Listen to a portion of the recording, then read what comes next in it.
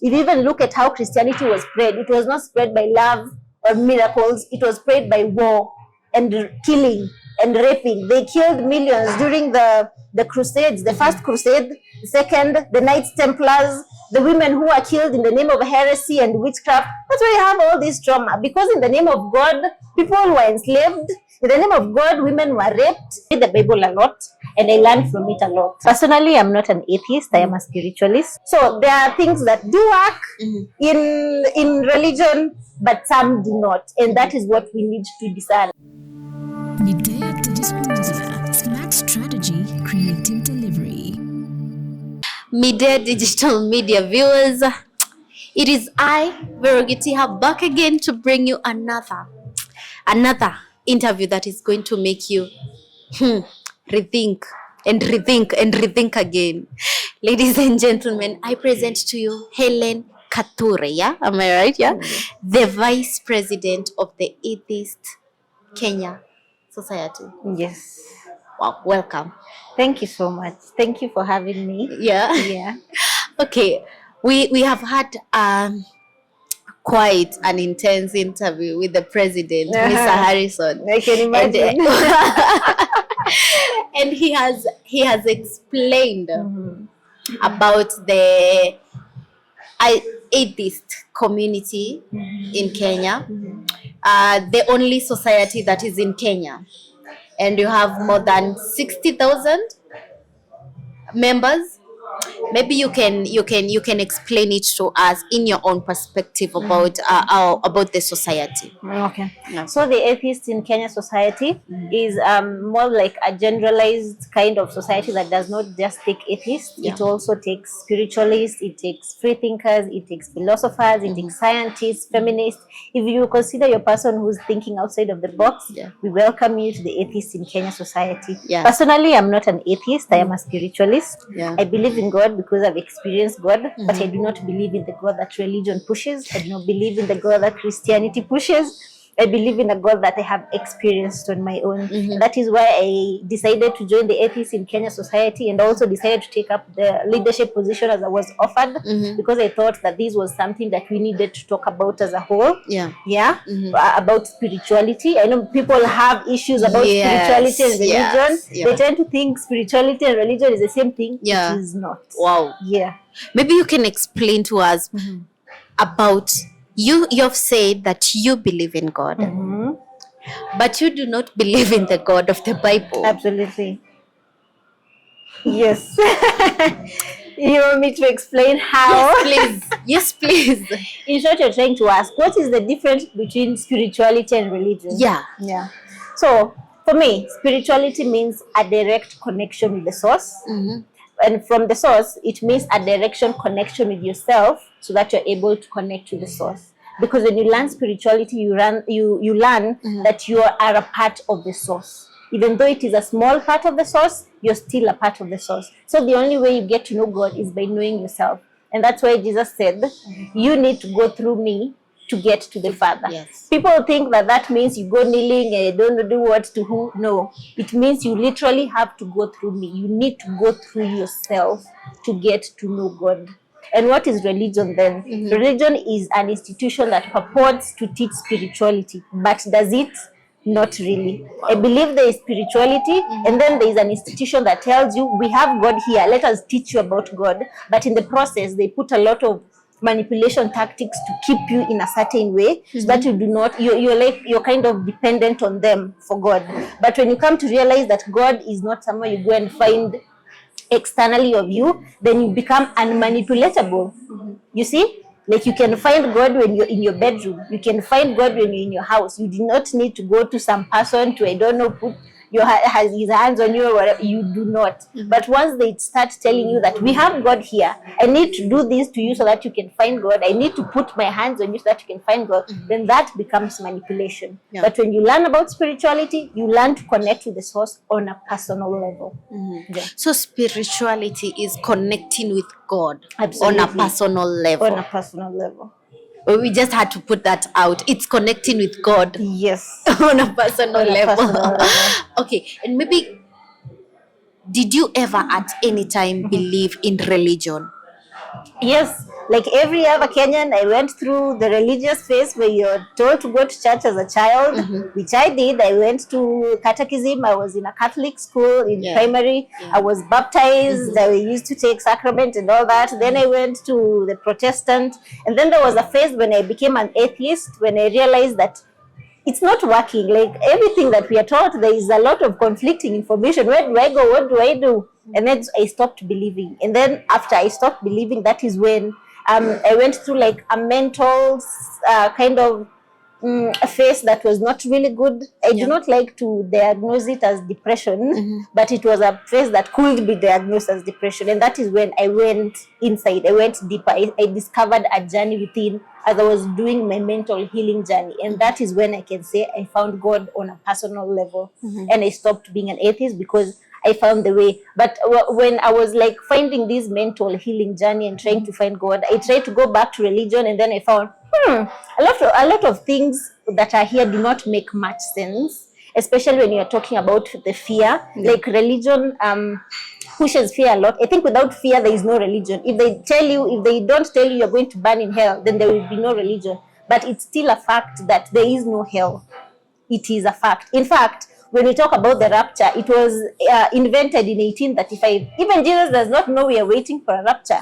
It is a fact. Go look it up. You see, like all these things get added up slowly by religious leaders to put people in some kind of like a control mechanism. You see, when they put fear in you, then you're going to make certain decisions. If I tell you, you question things, you see, if you question religion, if you question Christianity, you're going to go to hell. And that's what most people are afraid of. But when you come to spirituality, you come and realize that fear is not a thing you should be entertaining.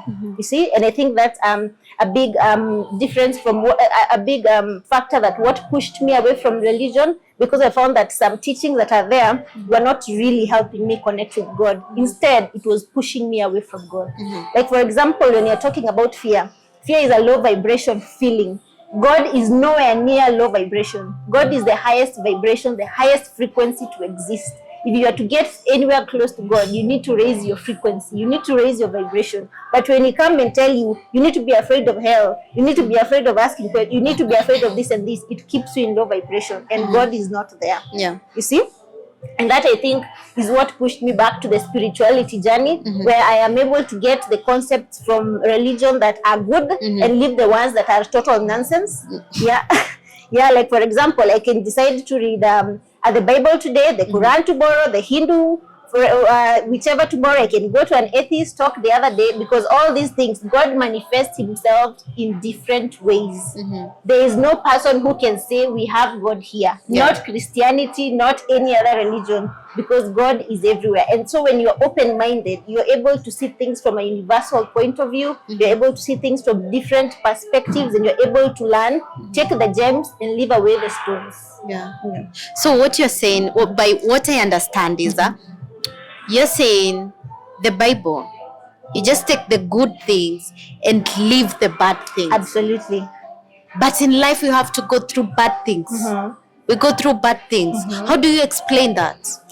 It is true, we go through challenging times. Yes. But let us be wary of designating things as good or bad. It is only the mind that tends to make it either good or bad. The thing is, it's just an experience. Whatever you're experiencing, it is a phase. Okay? So you're supposed to learn from the things that you may determine as they are bad to you. You feel like you don't like this experience, it is fine. You learn from it, and then you try and go to the good ones. But when we are talking about God, God is not a person that can do things that are immoral. Like, for example, when you read Deuteronomy and all the killings and all the murders, they don't kill babies if they don't believe, if their parents do not believe in me, cut a woman's hand off if they touch a man's genitals. That is in Deuteronomy 22. I don't know. These are all aspects, in my opinion. We created God in our own image instead of the other way around. Like, for example, when you say God is jealous, honestly, that's a low vibration feeling. Where would you go to pray to someone to forgive them for being jealous if they themselves are jealous? It doesn't make any sense. You see? So when we are talking about bad, we do not mean that the experiences themselves, we should avoid them. But when you're talking about a divine being, we should not be putting connotations that are human-like. You do not expect God to be in a place where he's advocating for evil. We do not expect God to be advocating for a place where people are not happy. We do not expect that, right? But I think we tend to just, so because of the Bible, let's just take it. But we don't realize that all these things were also written by man. When you come to look at the Bible, it was authorized by Constantine to write the Bible. These were Roman officials who were writing it. It was called the Council of Nicaea. They were men. They were men. Let me emphasize on that. Men. They were men. Yeah. They decided what and what would go where, and they added exactly what they needed because it was a political move. There was nothing holy about it. If you even look at how Christianity was spread, it was not spread by love or miracles. It was spread by war and killing and raping. They killed millions during the Crusades, the first Crusade, the second, the Knights Templars, the women who were killed in the name of heresy and witchcraft. That's why you have all this trauma. Because in the name of God, people were enslaved. In the name of God, women were raped. In the name of God, cities were burnt down and our people were killed and children were...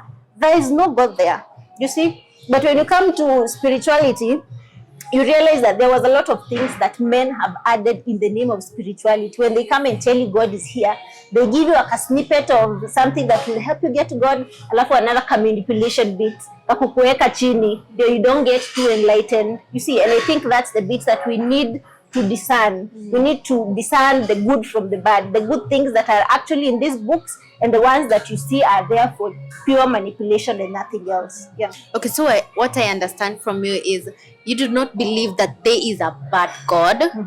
There is a God who does bad things, but you believe in a God who does only good things. Do you believe in a God that does bad things? That is man. From my experience of God, God is love. God is unconditional love. Not the one that inakwambia unconditional love and then I proceed to give you conditions. No. God is pure unconditional love, high frequency. There is no high frequency in rape or in murder or in fear. None of that. And I think people need to realize that when all these books that were being compiled so that they can say that they are teaching spirituality, it was also a political move that they put a lot of things that were man-made in order to keep you in a certain way so that you can be easily manipulatable, easily controllable. You understand? Yeah. So there are things that do work in religion, but some do not. And that is what we need to discern. I think when you come to the spirituality bit, then you're not afraid anymore of looking at this piece of, let's say, a book or a piece of information and decide, you say, this is actually good. And you look at another and say, that cannot be God. God cannot tell you, go and kill an entire village and kill the babies just because they do not believe it. That is not God. I think everyone knows that. We're just afraid of saying it. Then who is? So the thing is, when all these stories were being compiled, they were being compiled not from a religious perspective, but from a historical perspective. Like, for example, when we have the story of Noah, it is not just the Bible that has the story of Noah. We have the epic of Atrahasis, the epic of Gilgamesh, all these stories. In fact, the epic of Atrahasis and Gilgamesh, they predate the stories of the Bible by almost 1,000 years. So we wonder who was copying who.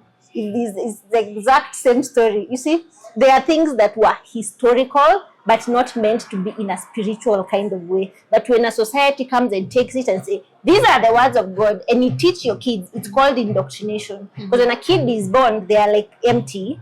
You're putting information in it. It is stored in the subconscious mind. When you try and tell that kid otherwise, they will not believe it because it's already in the subconscious mind. Remember, a kid who was taught to pray to a goat or a cow as God will always do that even to their adult age. Unaweza enda muangalie udhani yeye ni mjinga, but yeye anaona like you're blasphemous. Hata atakuhurumia. Asema wani huyu ni Mungu, because it's called indoctrination. People rarely question what they've been taught since childhood. And at times what you've been taught since childhood might not necessarily be correct, might not necessarily be accurate. Yeah, and I think belief is the most important thing that you need to look into because it shapes your life. It shapes your life. If you're given like a distorted view of God, and you go with that for your entirety of your life. You may think that you have God, you may think that you know God, but really you may not. Yeah. Do you read the Bible? And if you do, does it mean that you only read the good parts? And also, the Bible is, as you said, it is written by men. But when you read the good parts are also written by men. How do you explain that? Oh my God, you just asked if I read the Bible. I think I Yes. read the Bible more than any religious person I have ever met. I once saw a post of someone saying, if there is an antidote to Christianity, it is reading the Bible. If you read the Bible from front to back, you probably would go back to the church. Because there are a lot of things that do not make sense, and there are a lot of things that are very conflicting. I read the Bible a lot, and I learn from it a lot. But I am also able, like for example, now that I do not have too much, is it loyalty to Christianity anymore? I'm able to look at things and see this is good content. Okay, this may help me get to God. Like for example, love one another. That's great. I don't know. Forgive one another. Forgive one another. That's great. Do not kill. That's Yeah. perfect. Fear? No. No. That doesn't make any sense. When you look at Genesis 19, is it 32? It told of the story of Noah, of how he cast Ham. Do you know, like the Cushites and the Egyptians were the sons of Ham? You know, and it is in the Bible actually. And who are the Cushites and the Egyptians? It is the black people. So if you're a Christian and you actually believe in the Bible 100%, it means you believe you're cursed. Are you cursed? I'm not. Have you ever read that verse? Have you ever read it? it after. Please do read it.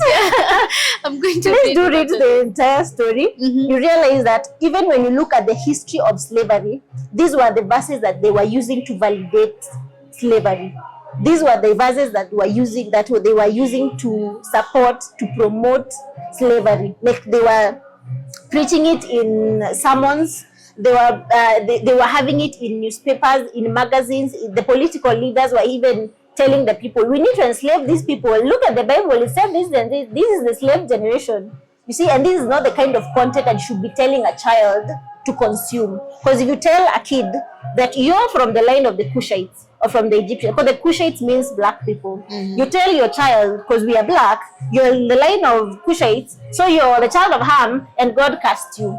So they believe in their caste. It is stored in the subconscious mind. No matter what that child does, they will always believe their caste. No matter how much they may try to find the money. Unashanga kwani pesa inipendi?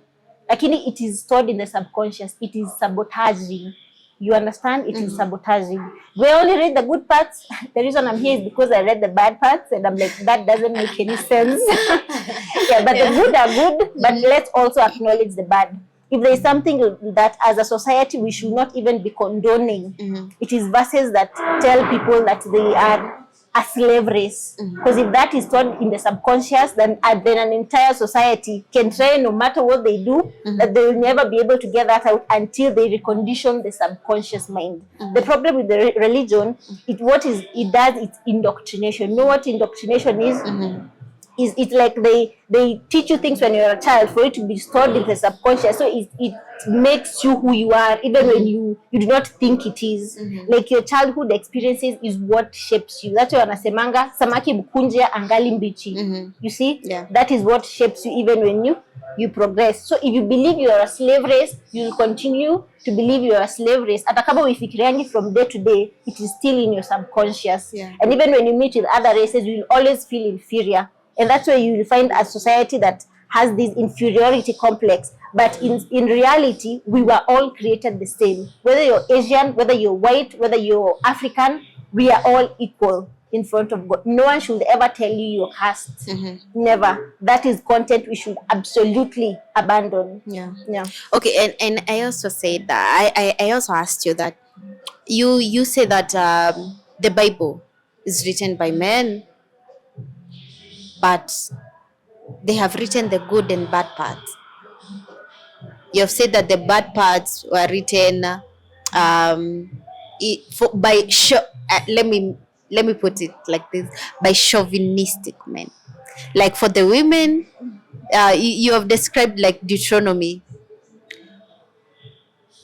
But also these men have also written the good parts. I was taught I have read and I was taught that the Bible was written by men who were inspired by God.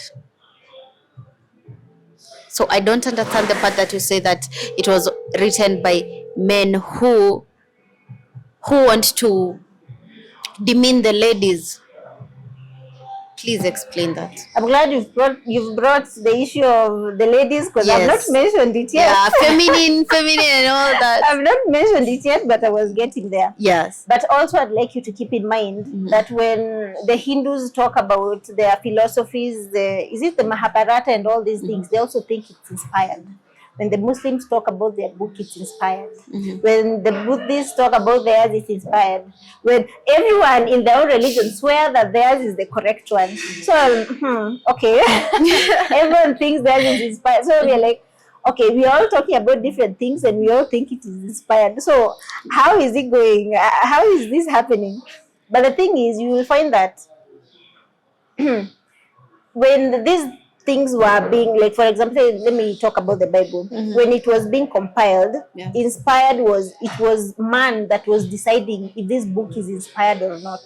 When when they were compiling the Bible, there was a lot of manuscripts that they were considering. A lot. Like, for example, when you're talking about, they only put 4 gospels.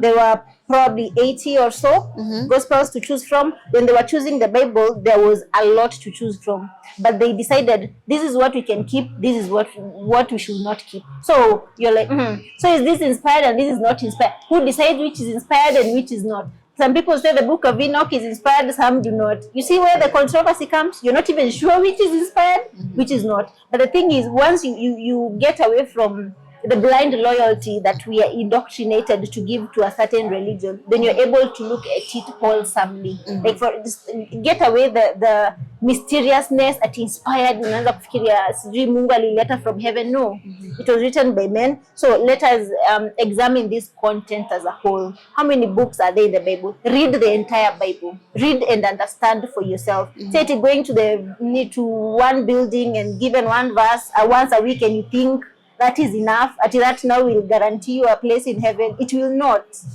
At kama you think so, it will not. Read the entire Bible. Then you're like, is this all of it? You come and realize there were others that were not put in the Bible, like the book of Enoch. We have even the Gospel of Mary Magdalene.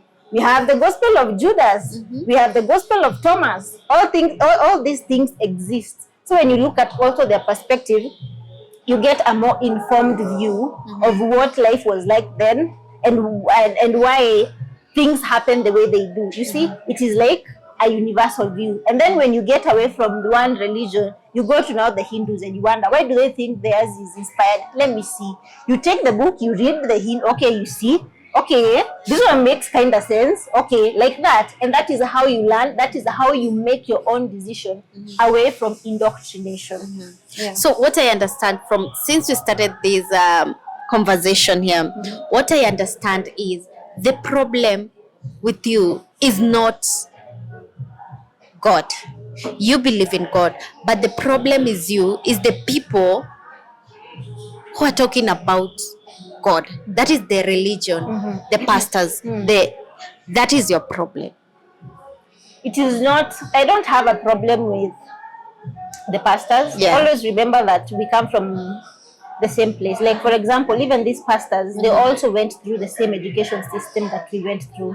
Meaning, they may believe in whatever they are, they believe in what they are saying. They have also not questioned what they are saying. It is easy to become a pastor. By the way, you can just take the book and start teaching the good verses. Isn't that what they do? Show me a church that tells you your caste. But it is there. Genesis 19:32, that story is there. Show me a church that teaches you about Deuteronomy. Show me. It is not there.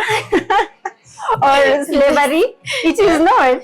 But they will take the good parts, the good ones that I have a plan for you. That's good. They will tell you that every Sunday so that they can give you hope. You see what they're doing?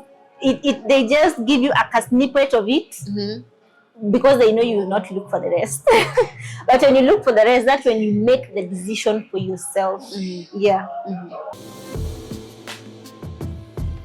And up to date, there are people believing in the John Fram Okay. John Fram, who was a soldier, they believe that is God because they had never seen a white person and they had never seen someone who can fly in the air. God appreciates when you start questioning because now you not only now believe him out of indoctrination, but out of knowing him, out of connecting with him directly. The more knowledge you acquire, the more you get to God. Yeah, God and ignorance do not exist together. When you teach your child something, they do not depart, whether it is true or not. Midday at the Disco Media. Smart strategy, creating